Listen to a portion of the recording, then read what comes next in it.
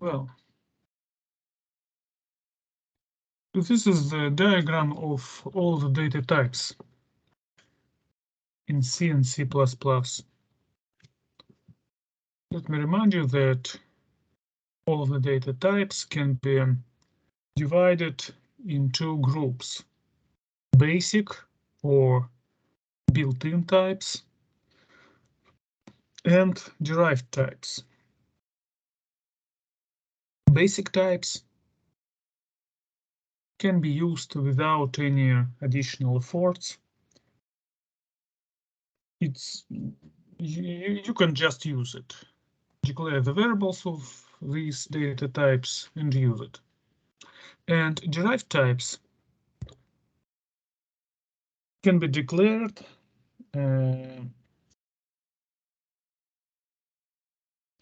by programmer on the basis of basic data types.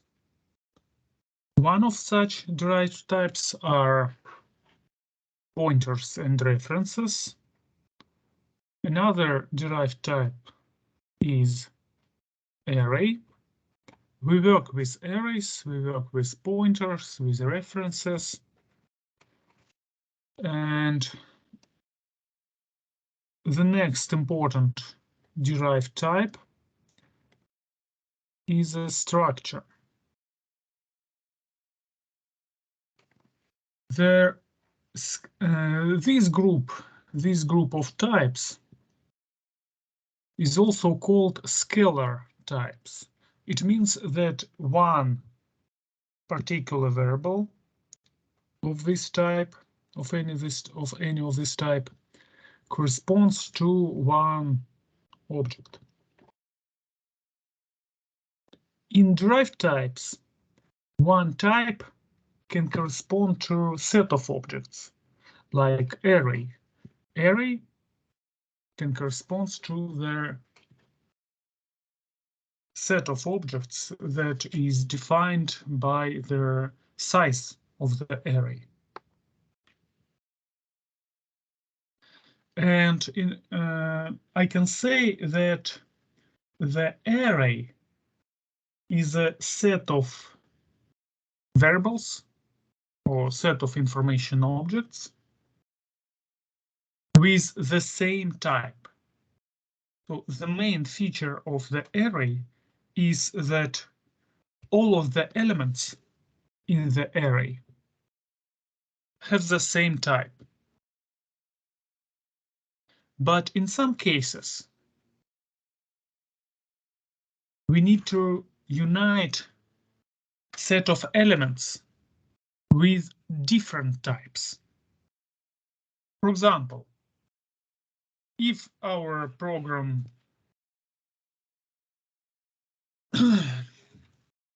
process the data related with some person, in this case, we can imagine that the person can be described by means of name of the person, name, surname, age, position, and so on. All of these attributes of the person have different types, but all of these attributes corresponds to one information object, person. Another good example that comes from mathematics is a point. What is a point? How we can describe a point? A point can be described by means of coordinates of the point. In this case, one point can be described by several coordinates of the point. In this situation, programming language suggests a special data type called structure. Structures are in all of the programming languages, not only in C, but in BASIC, Pascal, Java, and so on.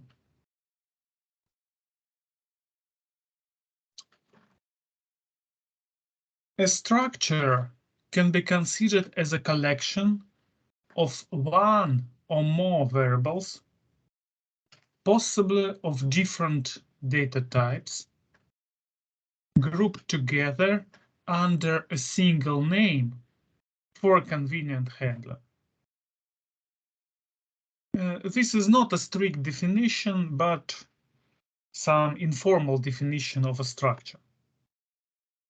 What are the main points in this definition? Well, a structure is a collection of one or more variables.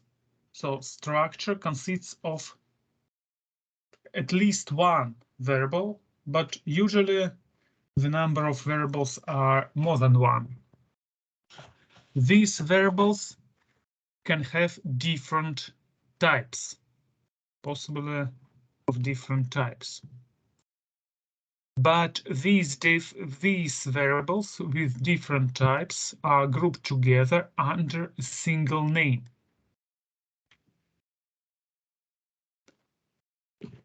And we group it for convenient handling, for further convenient handling. Structures help to organize complicated data, particularly in large programs, because they permit a group of related variables to be treated as a unit instead of separate entities. Again, a good example is a person, because person can be described by several variables, but all of these variables are related with one information object, one person.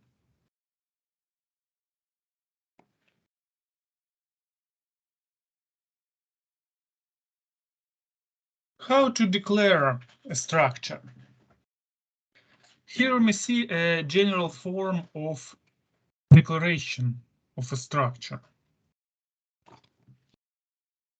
Here, struct is a keyword. Let me remind you that a keyword in C++ is a special word that can be used only in predefined sense.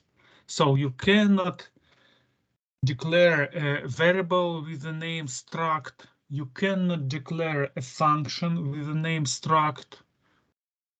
This word struct can be used only for declaration of structures. Next, type name is a name of a structure. So in other words, I can say that it is a name of new data type, of a type of structure. Var name is optional parameter and can be omitted. But sometimes you can write here a name of the variable. It means that name of the variable, name of particular structure. And inside the structure, between open and close bracket, you should write list of members. List of members means their list of declaration of variables that are members of this structure.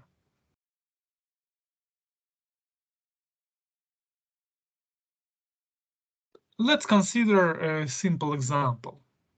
Let us create a few structures suitable for graphics handling. And the simplest, maybe the simplest object from this area from graphics is a point. And we can describe a point using two coordinates, x and y. Both of these coordinates are integers. And maybe you can say that I can declare an array with 2 elements. But in this case, the elements of this array will elements don't have particular names. In this case, these members of the structure have their own names, X and Y.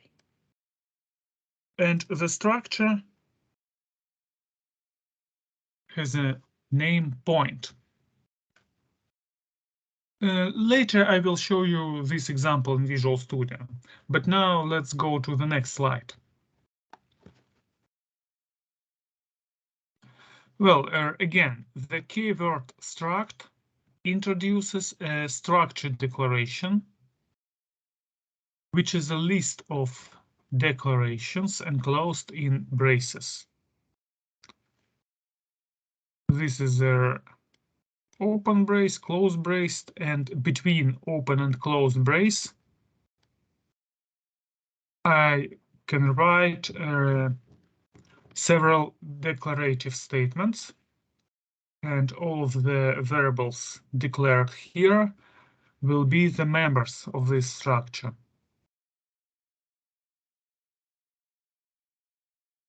And again, the variables named in the structure are called members.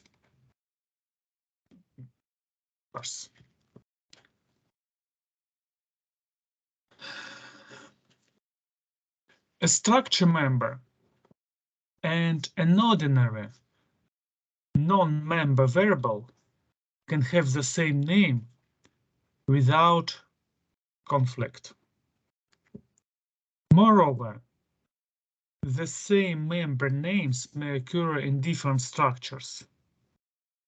Although, as a matter of style, one word normally uses the same names only for closely related objects.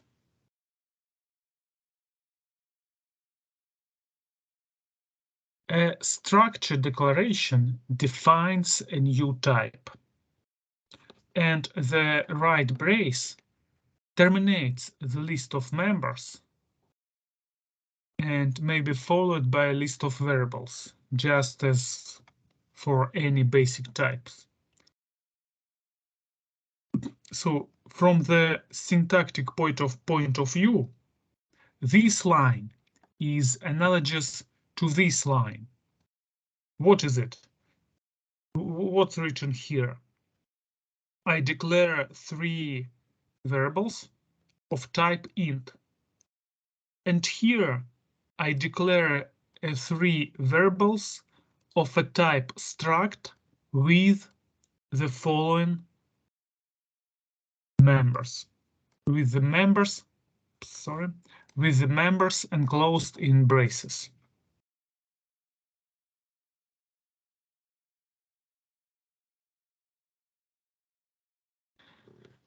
And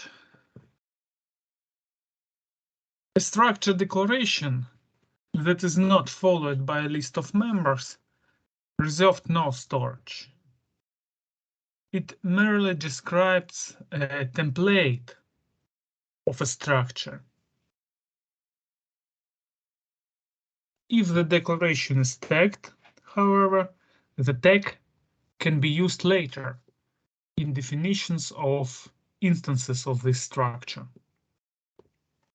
So if I declare a structure point like this, later in a program below, I can declare particular points, for example, P1, P2, P3. These statements define variables which are structures of a type point. Well, let's look in Visual Studio. Look on this example in Visual Studio. Okay.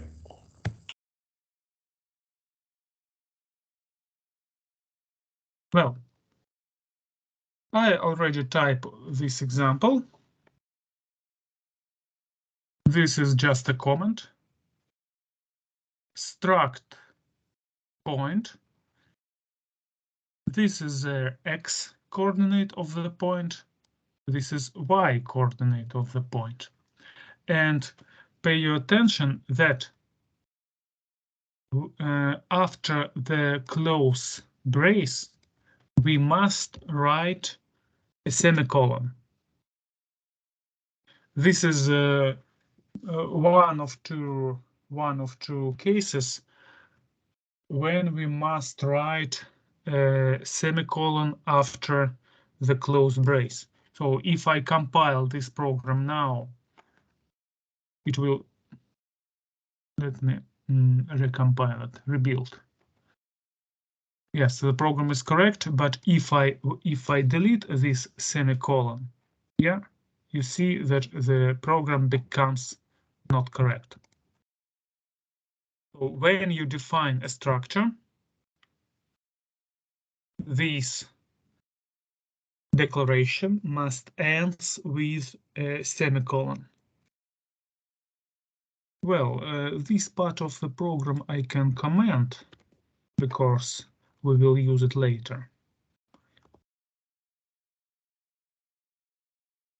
Well, now,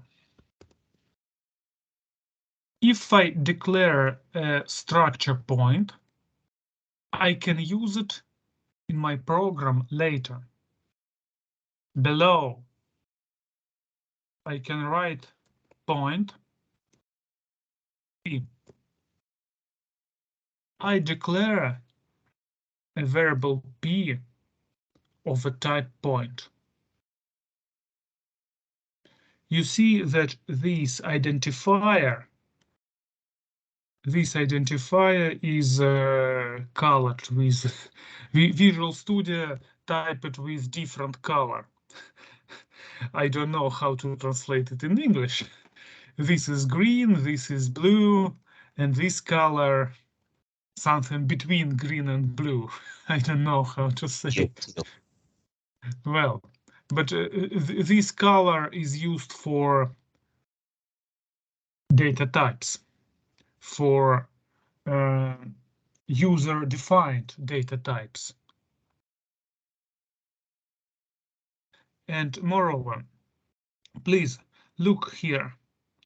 If you type a point, this point, and if you move your mouse here, Visual Studio shows you a hint that includes your comment. Structure that describes a point. So this comment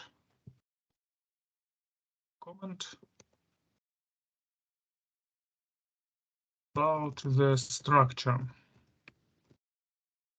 So Visual Studio automatically will use your comments in the hints.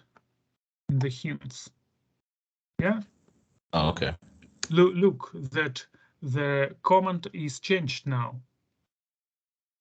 So all these comments, will be used by Visual Studio to help you later.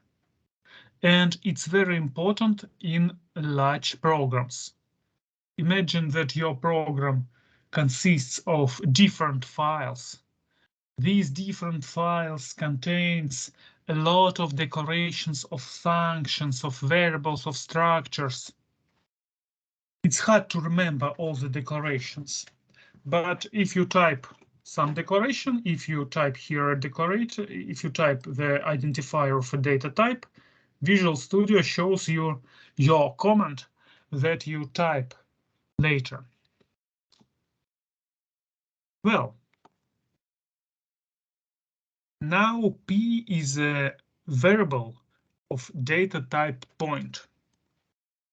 How to work with this variable?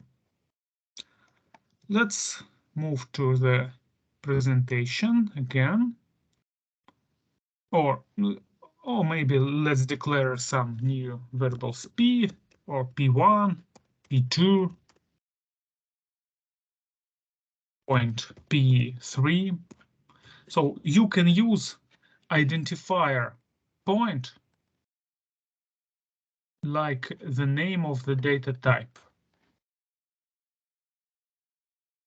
Like the name of the data type. Well, I don't understand why this point is black. Maybe Visual Studio Visual Studio use this color later. Is it because you only have 2 coordinates? No. This color is related. Okay, it doesn't matter. Okay, it doesn't matter. Well,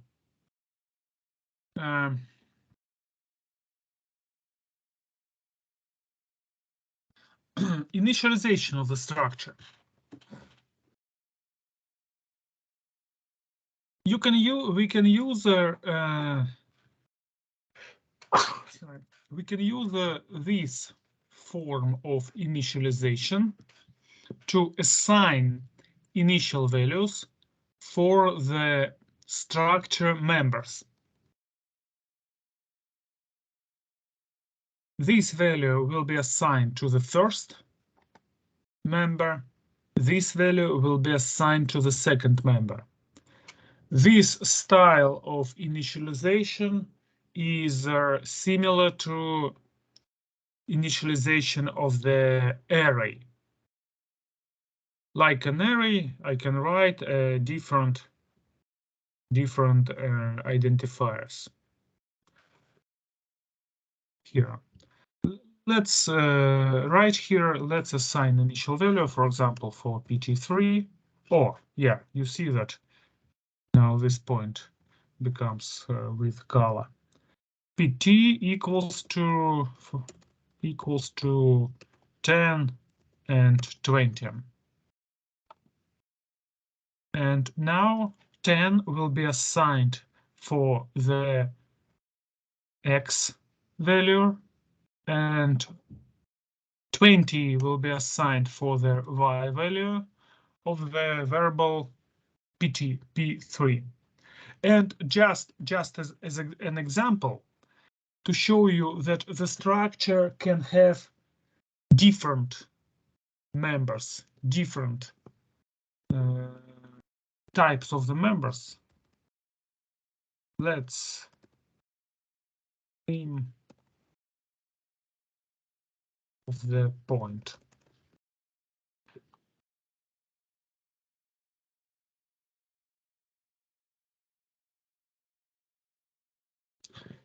Usually the points are named with one letter. For example, the point A, the point B, the point C.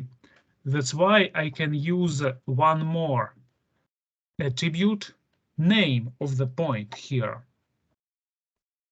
This is the third member of the structure, X, Y, and name.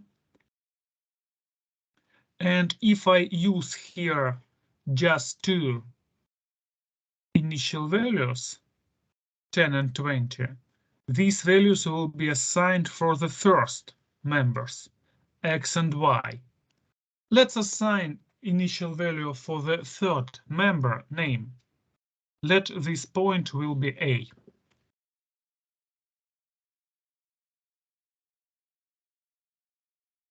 It's okay, the program is correct. So the initial value A will be assigned for the name of this point. Okay, let's come back to the presentation.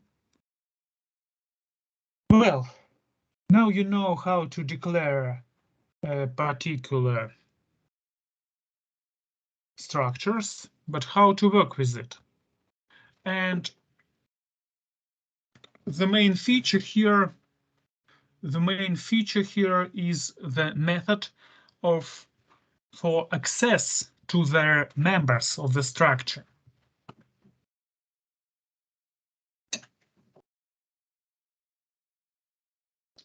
A member of a particular structure is referred to in an expression by construction of the following form.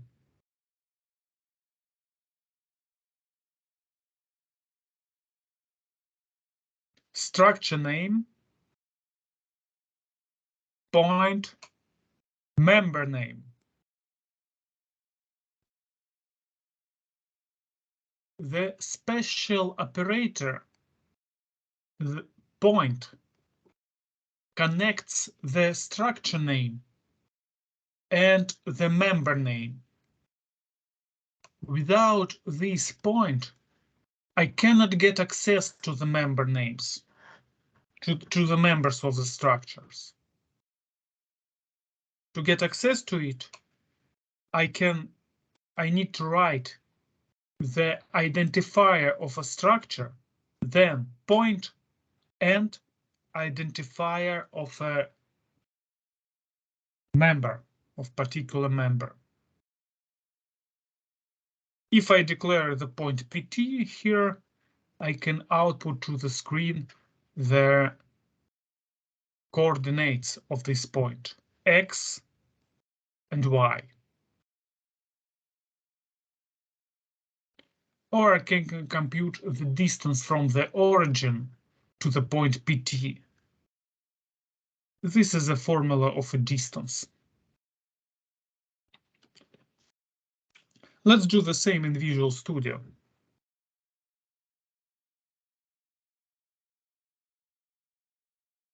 Let's print to the screen the values of the structure P3. Out.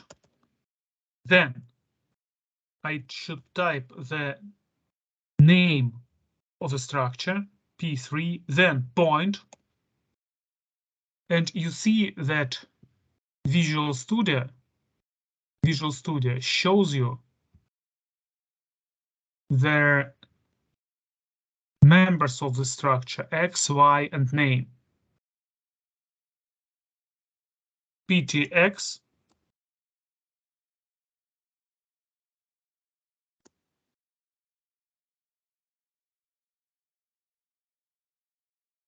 P3 point Y.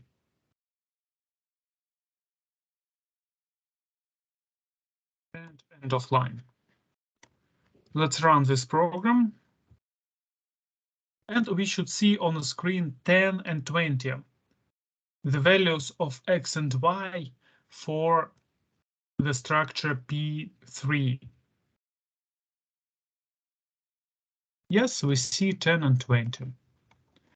If we do the same for the structure P1,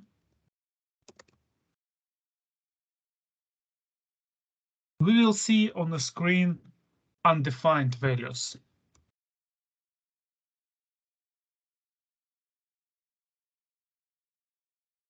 Undefined values because I just declare the structure P1, but I didn't assign any values to the members of P1. Well, and one more feature I want to show you, that, as I told you, I can declare variables with the same name, X, and X will be different variable. This X belongs to this structure. This X is just an ordinary variable. And these two values doesn't relate to each other. It's a different variables.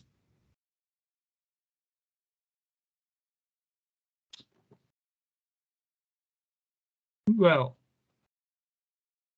any questions about structures? No, sir. No, Professor.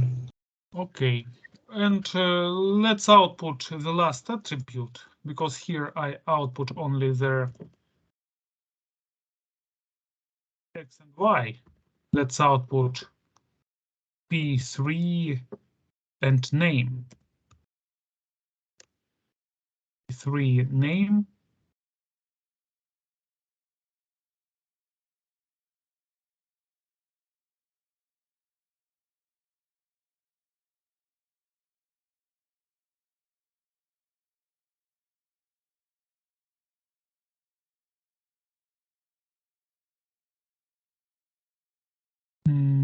What happens? I don't know. Maybe I should comment here. Yeah.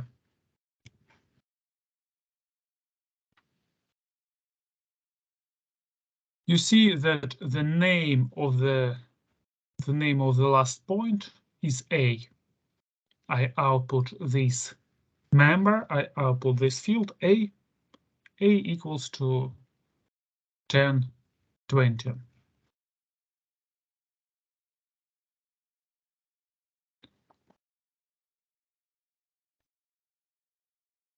Okay.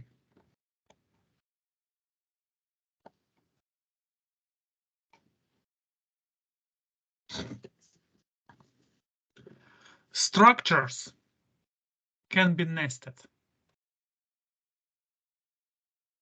It means that I can create a structure as a field of another structure. If I declare a structure point, I can use this structure to declare rectangle. One representation of a rectangle is a pair of points that denote their diagonally opposite corners. For example, the upper left corner and lower right corner. So this rectangle, the rectangle can be completely defined by means of 2 points. And I can create a structure rectangle that described by means of 2 points, point 1 and point 2.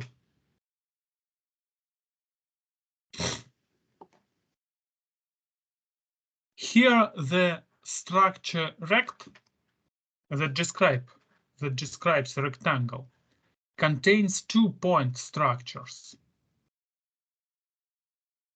And if we declare a particular object of this type, screen of a type rect, then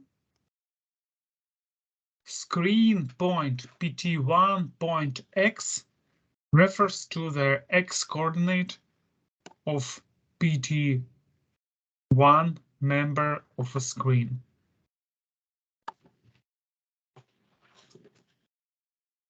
And let's run this program in Visual Studio.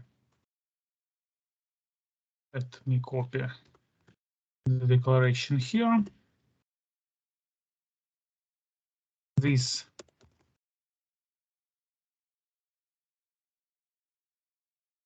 structure describes a rectangle. This, let's use up UL and layer. Upper left corner and lower right corner. And after that, I can declare a variable of a type rect. It's not declared here, but let me type this declaration rect. Example screen. because screen corresponds to rectangle. Screen has a rectangular form. Now screen is a structure of a type rectangle. How to get access to members of the screen?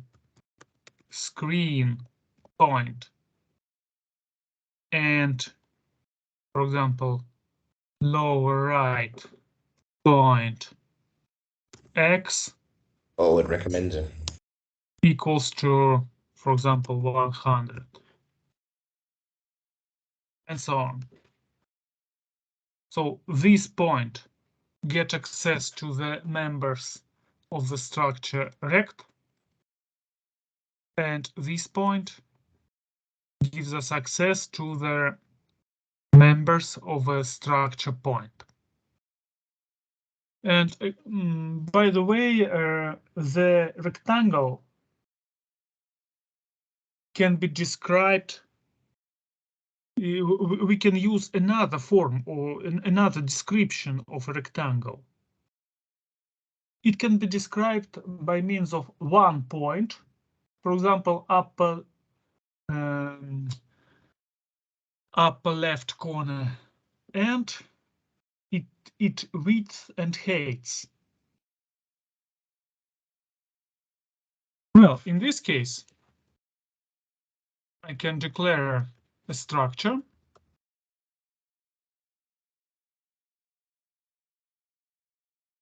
contains one corner, upper left, and two integer numbers, width and height.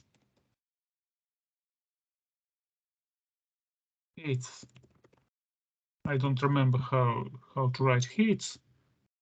I think EHT, yes. HT, yeah, height. Well, and here I use a short form of declaration. If two members fields have the same data type, I can declare it in one line.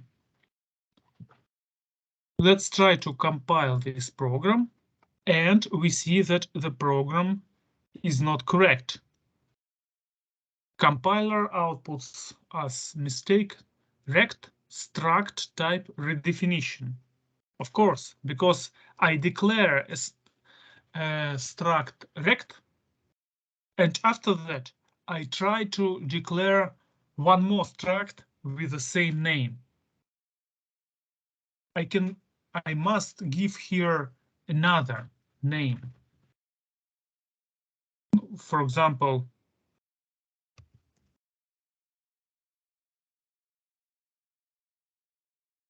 now the struct rect will describe the rectangle with 2 points, and the struct rectangle will describe the rectangle with their upper left corner and width and height.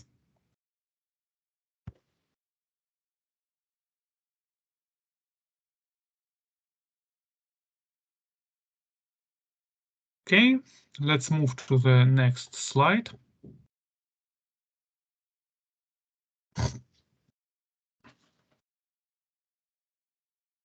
A few words about pointers to structures.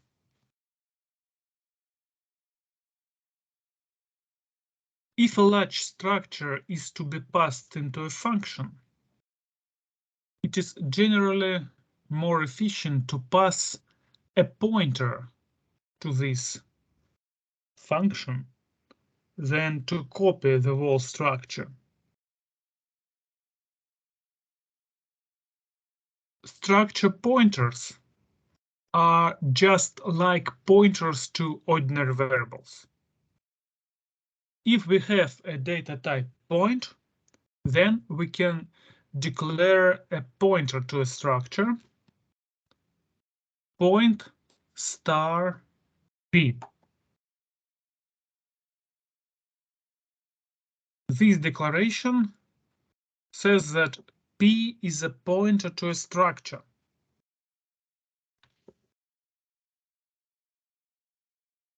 if P points to a structure, then star P is a structure to which this pointer points, and star P point X, star P point Y are the members of the structure to which the pointer P points.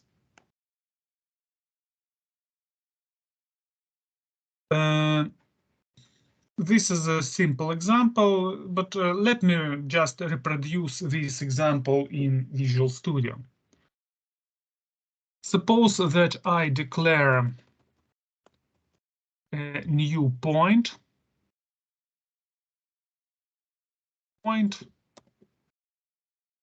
origin with the coordinates 0, 0 and name O origin. And at the same time, also that I declare a pointer P. Pointer that points to point. Pointer P.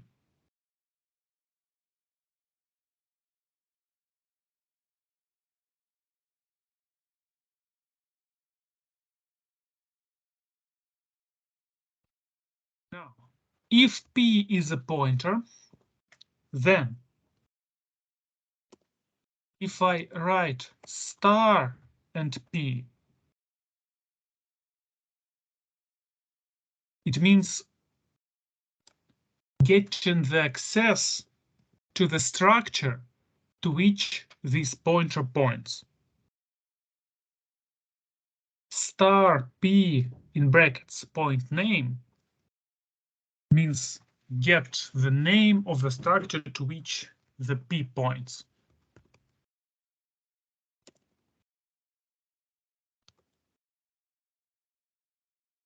If I write this program exactly like this, and I try to compile it, compiler tells us that it's okay. No mistakes. But if I try to run this program, I will see a mistake. I will see a mistake. Why? It's very simple, because P points to nothing. I didn't assign any pointer to P. Let's do it. How to assign some value to P? I should use an operator of getting the address.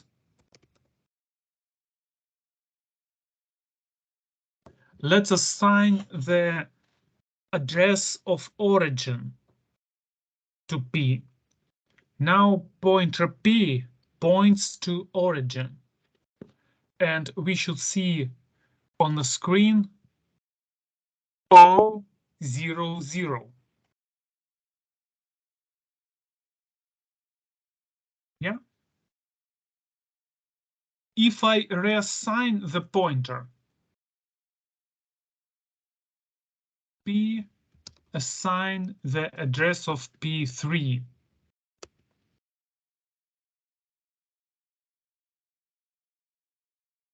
I will see on the screen A, 10 and 20.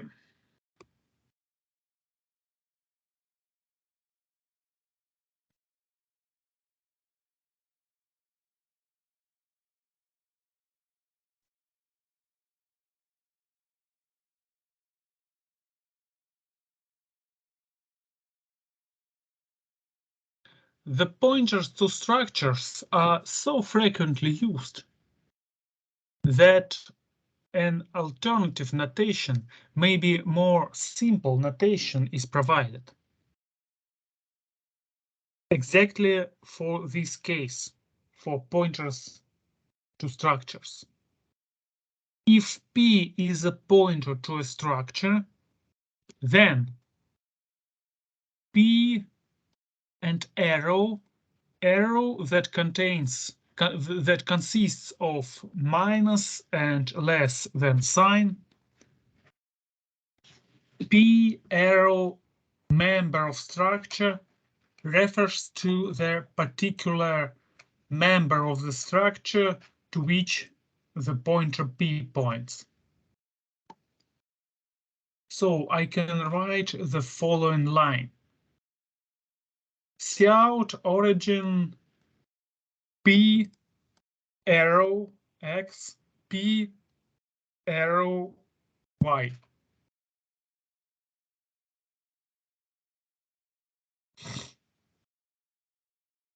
Both point and arrow associate from left to right.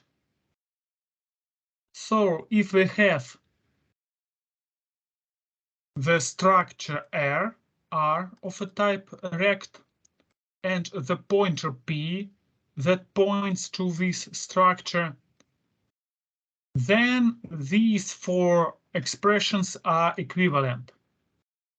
R point PT1 point X.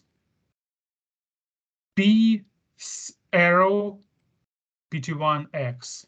Or I can enclose these in braces.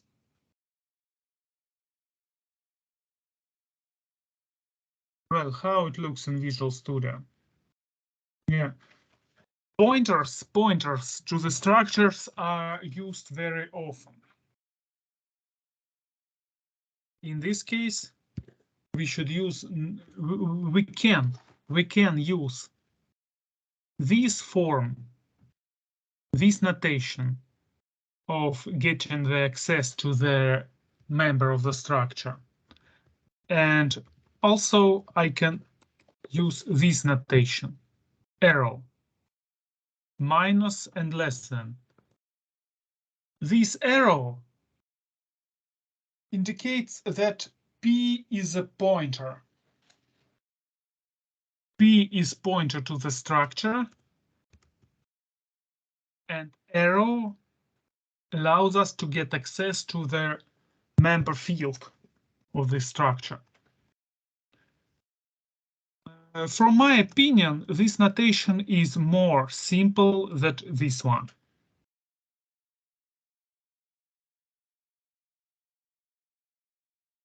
But actually, these two notations are equivalent.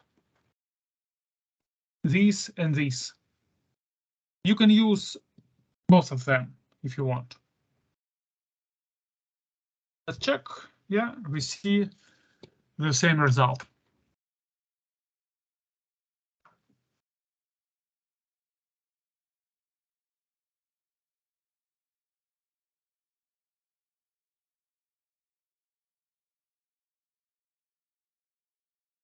And before we can discuss about structures and functions, let me show you in Visual Studio one more example. How to create an array of structures.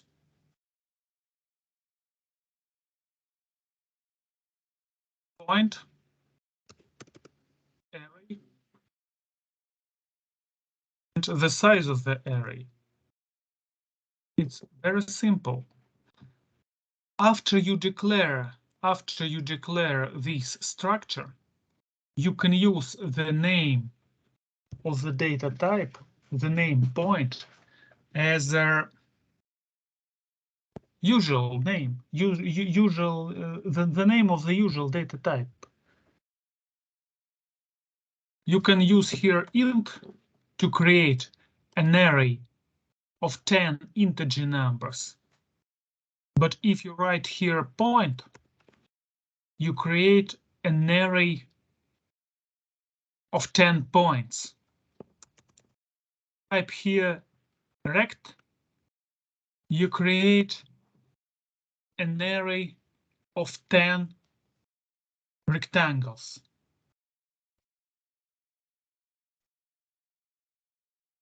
It means that declaration of the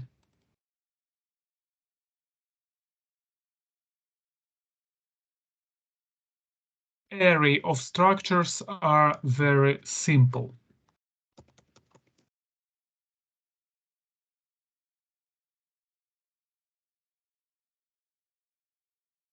But how to work with array of structures? Also very simple. Let's write. For example, suppose that I want to assign initial values for all of these points. I should write a very simple loop. And after that,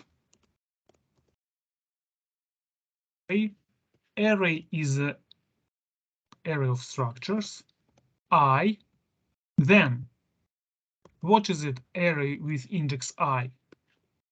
It's a particular structure that is written in the cell number I of this array.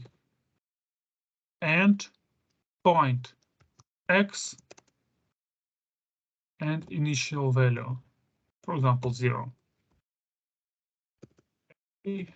I, Y, and initial value.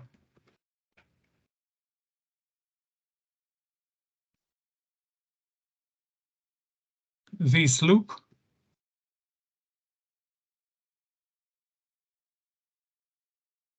allows us to assign initial values for all the points that I declare in this array. Okay. Yeah, that's pretty simple. Well, if you don't have any questions, let's move to the next slide and discuss about functions and structures. How to pass the function to the structure to the function and some related things.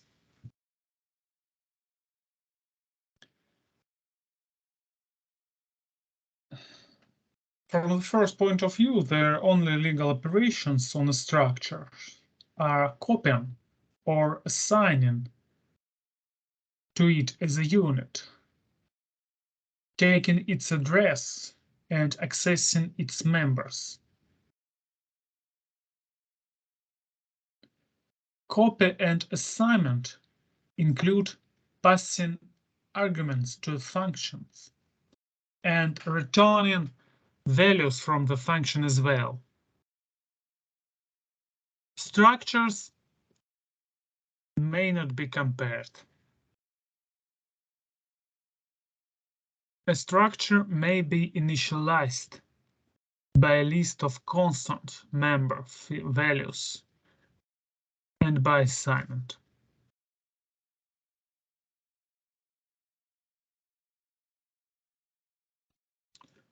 Let us investigate structures by writing some functions to manipulate points and rectangles. There are several approaches. Pass components separately, pass an entire structure, and pass a pointer or reference to it. Each of these options have good points and bad points.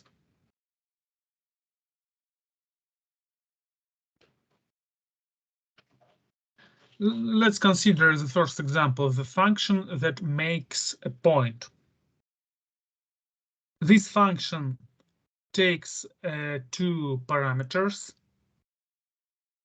x and y, and returns a structure point.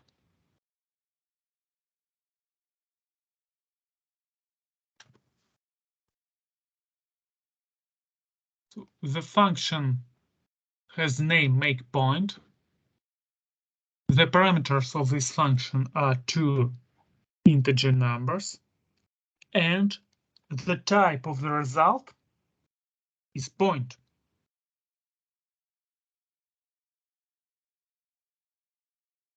Pay attention that there is no conflict between their argument names and their names of the fields of the structure, names of the members. Indeed, we reuse these names to stress the relationship between this parameter and this member of the structure. How to use this? How to use this function? I already have it. The structure make point. Let me copy it from command here.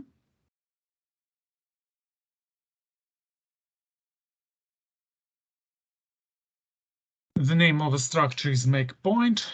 It returns point, and this structure have two parameters. This function has two parameters.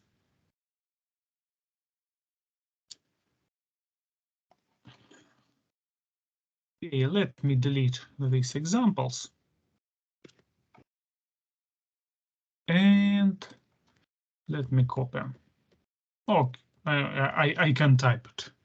I can type it one more time. P1 equals to make point.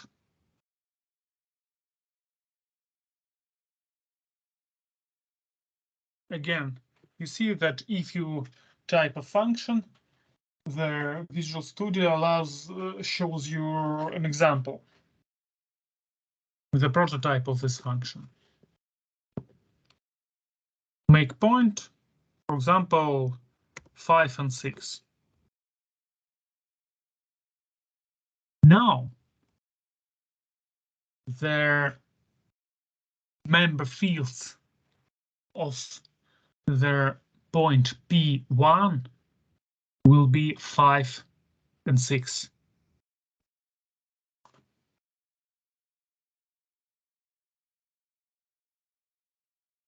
Okay, let's output it to the screen.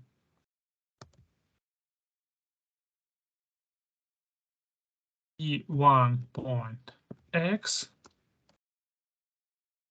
then space, and cout P1.y.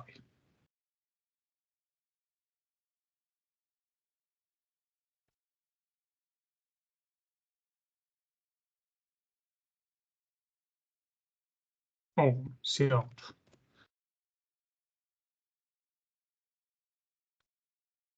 End of line. Enter.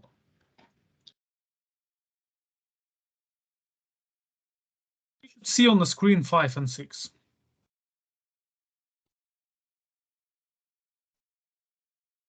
Yeah, we see it. 5 and 6.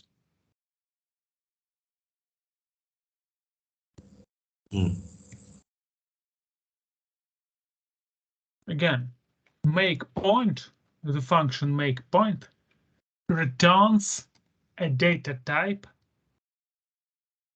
point. How it works? I declare inside a function a temporary point temp, assign values x and y to this point temp and return it as a result. Of course, it's just a very simple example, but it shows you how to return a structure from a function as a result.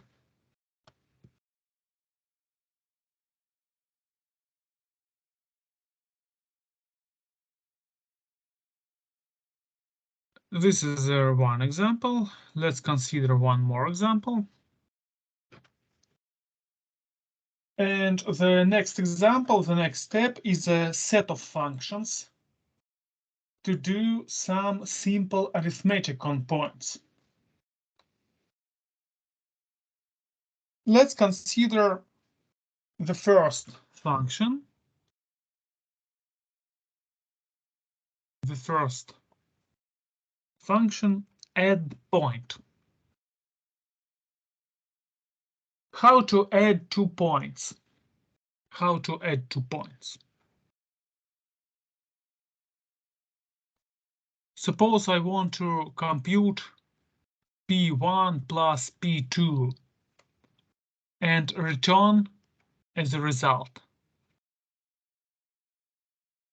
I should add x coordinate of P1 plus x coordinate of P2, y coordinate of P1 plus y coordinate of P2, and return it as a result. I already have this function here. Add point. And let's use a first implementation of this function without reference. Here point. And let's return 1.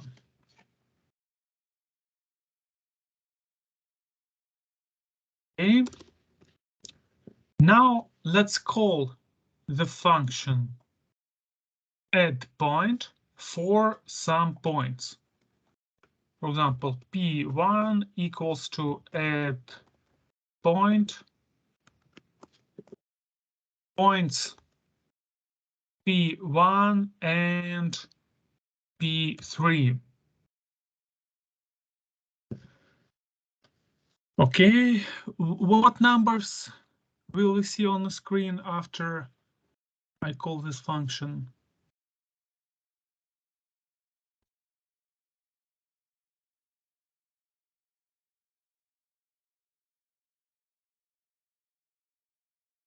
What will we see on the screen? How do you think?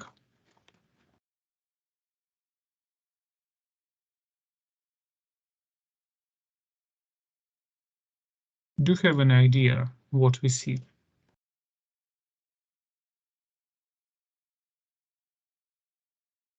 What values of coordinates the P1 have?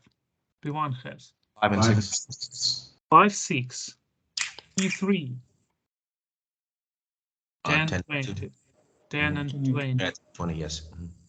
And if I call add point, we should see 15 and 26. 26. Let's check it.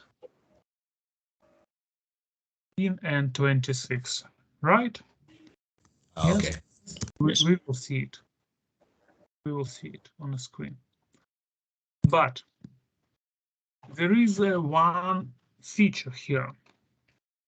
Suppose I delete this return and type here void. Okay. Then it won't do anything, right? Void does not change. It doesn't do anything. No. Void means that the function doesn't return a parameter, but it can do something, but it doesn't return a parameter. Well, please look to this function. This program, if I delete this assignment, this program will be correct. Add point now. It doesn't return any value. It doesn't return any parameter. But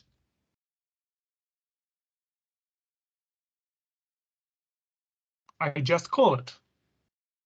I don't assign the value that possibly can be returned by add point. How do you think? What will we see on the screen now? Maybe just 5, 6, because you'll add 0. It doesn't reach. Right, 5, 5 and 6. P1 and P1x and P1y, 5 and 6. Why we see 5 and 6? I pass here the point P1. I add the value of P2x to P1x. I add P2y to P1y. But in this implementation of the function, the point P1 is passed by value. It means that copy of actual parameter is transferred to this function. To stress it, let me use different names here. For example, P and Q. Let me use the names of the variables P and Q, just to stress that these points are not actual parameter, are not actual points, but some formal parameters.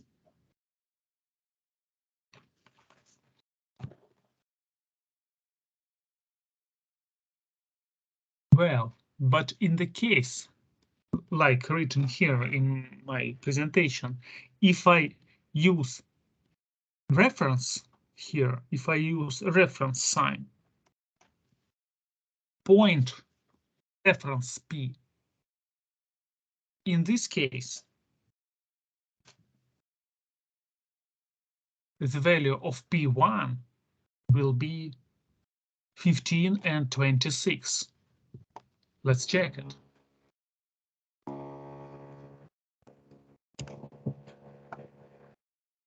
Wait, what did you do? What did you change to make it? Well, you see that, sorry, the values of variables are 15 and 26. Yeah. I write here a reference. Oh, okay. Now it means that not a copy of actual parameter comes to this function, transferred to this function, but this variable, the reference to this variable will be transmitted to this function, and all the actions will be carried out not with a copy of this variable, but with variable P1. That's why I will see the new values of the variable P1 in the main program. I will see 10, I will see 15 and 26.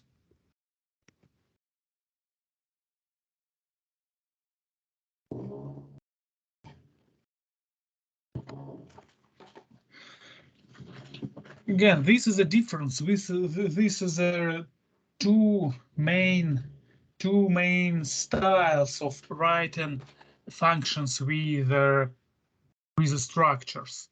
First, you can return the result using the statement return, like in the first case. And the second case, the second option, is to pass the parameter by reference. In this case, you can skip the return statement, but if you change this parameter inside the function, you will see all the changes in the main program. Like in this example that I show you.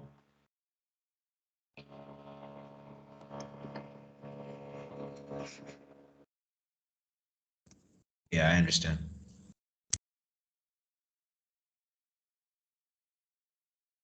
Well, do you have any other questions about the functions and structures? No, Professor. Oh, not really. No. Okay. If you don't have any questions, let's finish our lesson. And the next topic for the next lesson will be, again, I think about it, what it's better to consider with you. I think we consider working with files. And in May, we will have last lessons where we consider classes, how to create classes. Okay. Okay, sir. Sounds good.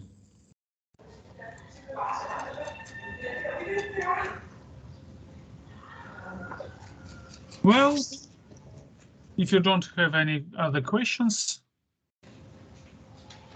let's finish our lesson. Let me stop recording.